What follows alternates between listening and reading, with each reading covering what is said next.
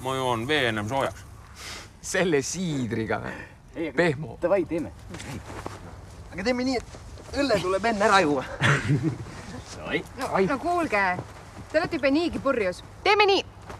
Ma annan teile mõlemale 10 eurot, kui te lihtsalt maha istute. Võib, pärast. Aga õige, Maire. Istu sina rahulikult. Poisid, olete valmis, jah? Andres. Davai, minu märgumata peale. Tähelepanu! Andres?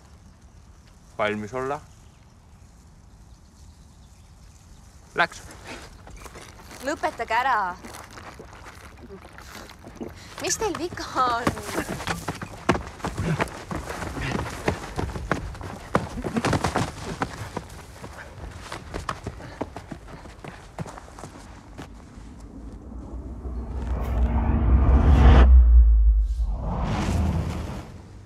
Maist kuni septembrini upub kõige rohkem inimesi. Enim just suvekuudel. Põhiliselt noored ja keskealised mehed. Enamus joobes. Alkohol mõjutab olenevalt kogusest kehamotoorikat. Joobes inimese väikeaju, cerebrellum, ei fikseeri tasakaaluelundi vestibulaaraparaadi signaale adekvaatselt ja selle tulemusel tekib näiteks maismaal tuikumine. Vees aga võib hetkeline tasakaalukaotus tähendada vee ootamatut hingamisteedesse tõmbamist.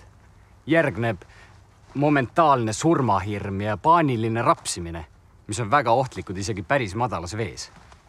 Need on motoorsed refleksid, mida inimene mõtlemisega ei kontrolli. Lisaks on vesi enamasti jahedam kui õhk. Külmas tõmbuvad inimese veresooned spasmi. Alkohol aga ajab veresooned laiaks, mis tähendab südamele järsku suurt koormust. See võib tekitada eluohtliku südamerütmi häire ning tuua kaasa teadvuse kadumise. Pimedas ujumine pole üldse mõistlik tegu, kuna siis ei märka me vees ohtlikke esemeid.